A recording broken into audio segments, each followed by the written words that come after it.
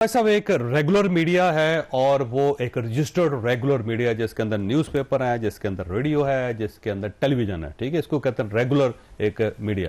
अब एक ऐसा मीडिया भी जो रेगुलर नहीं है, जो मतलब ट्विटर है और वो है, फेसबुक है, उसके ऊपर फिर यूट्यूब है, फिर बाकी इस तरह टिकटॉक है।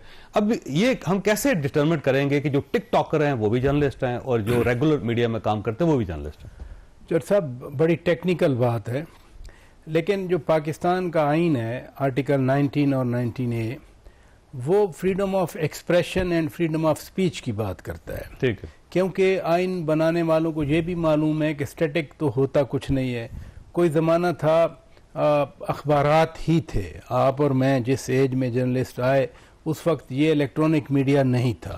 पीटीवी था, गवर्नमेंट ओन्ड था, और पीटीवी आज भी पीटीवी को जर्नलिज्म नहीं समझा जाता। मैं आज भी वही परसेप्शन है, ठीक है। लेकिन न्यूज़पेपर से चीज़ बदली, फिर आ गए टीवी चैनल प्राइवेट सेक्टर में। आजकल डिजिटलाइजेशन है। अजहार राय की आज़ादी जिस चीज़ को हम कहते हैं, वो किसी को गाली देने की आज़ादी नहीं है।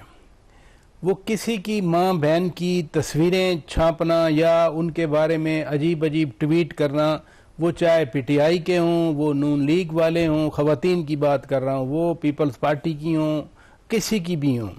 लेकिन यहाँ पर तो हालत ये है कि जी ये फ़लाँ शख्सियत की बेटियाँ हैं तो हम इनके बारे में जो चाहे मर्ज़ी लिखेंगे।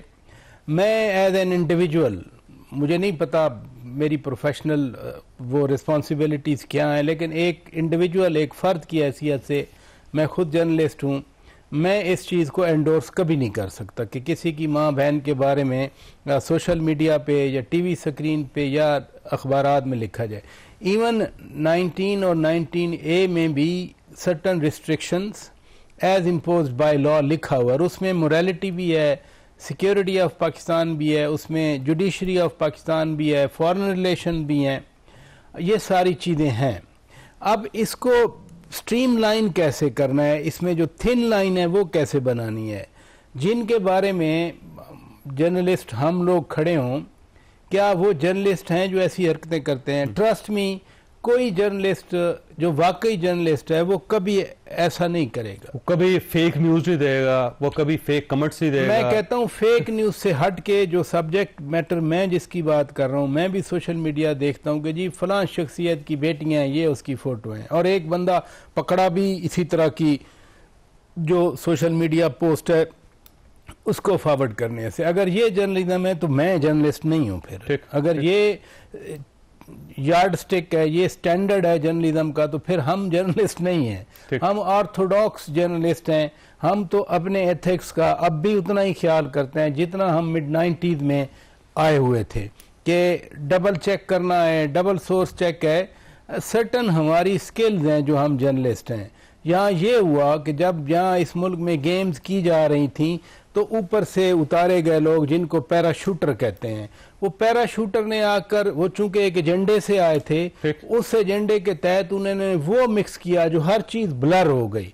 अब उस ब्लर्ड विजन में हम कहते हैं हम जर्नलिस्ट हैं, वो कहते हैं नहीं हम जर्नलिस्ट हैं, आप तो जर्नलिस्ट नहीं तो हैं। वो कहते हैं जो आप दिखे हुए हैं। एग्जैक्टली वो क्योंकि आप गाली नहीं दे रहे। गाली नहीं दे रहे। जब आप गाली नहीं दे रहे तो दिखे हुए हैं। ये गाली देना फ्रॉम ईदर साइड मैं नहीं समझता चौर साहब ये जर्नलिज्म। अच्छा, ये बताइएगा तो काज़मी साहब, क्योंकि आप बाहर भी रहे हैं और आपने इंटरनेशनल जर्नलिज्म भी की है, जिस टाइप के क्लिप्स और जिस टाइप का मटेरियल यहाँ पे सोशल मीडिया के ऊपर सर्कुलेट किया जाता है या ये लोग कर रहे हैं, अगर ये बाहर हो तो क्या अलाउ करेगी सोसाइटी को? नहीं, देखें, बाहर तो रेगुलेशन बड़ी सख्त है। मसला ये है कि अगेन फिर बात अदलिया पे आती है। इंतहाई एहतराम से, माजरत से कहूंगा, हद के इज्जत के कानून में यहाँ पे कितने लोगों को सजाएं होती हैं? ज्यादा होनी चाहिए। नहीं, जब आप 3-4 लोगों को यहाँ पे हो जाए तो उसके बाद लोगों को वाजे पैगाम चला जाएगा कि 1 महीने में 2 महीने में सजा हो जाती है। पीका कानून के अंदर ये है, वैसे सजाएं मुझे लगता है कि इसमें आएंगे। मैं आपको एक छोटी सी मिसाल दे दूं। जॉन बर्को थे बरतानवी पार्लियामेंट के स्पीकर, दुनिया की सबसे मजबूत पार्लियामेंट, और उसका सबसे मजबूत बंदा स्पीकर, बरतानवी स्पीकर जो होता है, अनप्रेसिडेंटेड किस्म की उसके पास पावर्स होती हैं।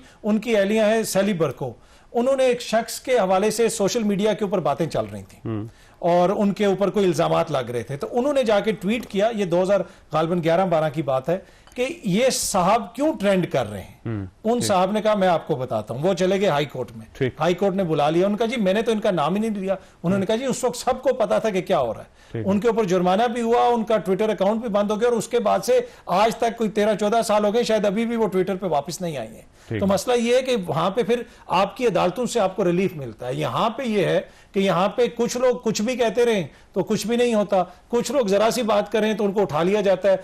जब हुकूमत तब्दील होती है तो उसके साथ वो जो क्रिमिनल्स हैं वो भी तब्दील हो जाते हैं। किसी दौर में आपको एक शख्स अच्छा नहीं लगता, उसका बयानी अच्छा नहीं लगता, किसी दौर में वही शख्स हीरो बन जाता है, हीरो बन के वापस आ जाता है। तो ये हमारा, हम कंसिस्टेंट नहीं है विद आवर लॉज। हमारा जो हत्या इज्जत का कानून है, अदालतें उसको देखें और उसके खिलाफ वर्जी अगर कोई करता है तो उनको। अब मैं भी छोटा सा जर्नलिस्ट हूं आपके सामने, लेकिन मैं अपना व्यू भी देना चाहता हूं। पहली बात तो ये है कि पीका कानून है, पार्लियामेंट ने पास किया है, ठीक है, कानून बन गया है, उसके ऊपर अमल दरामद होना चाहिए। लेकिन किसी को यह हक हासिल नहीं है कि रात के वक्त बगैर रिमांड के, बगैर FIR के, किसी का दरवाजा तोड़ के, उसको घर के घुस के उसको गिरफ्तार करके, और 24 घंटे किसी को पता ही नहीं चले कि क्यों गिरफ्तार किया गया। रियासत को बहरहाल इस ट्रेंड को रोकना पड़ेगा, क्योंकि इससे रियासत की बदनामी हो रही है, इससे बेइज्जती हो रही है रियासत की। आप कानून को इंप्लीमेंट करें, जिसने जो ज्यादती की है, गलती की है, उसको सजा मिलनी चाहिए। लेकिन जो तरीकाकार है उससे रियासत की बेइज्जती हो रही है, उससे रियासत की कोई इज्जत में इजाफा नहीं हो रहा। मैं जाती ख्याल, ये छोटी सी ब्रेक को, ब्रेक के बाद दोबारा जरूरत।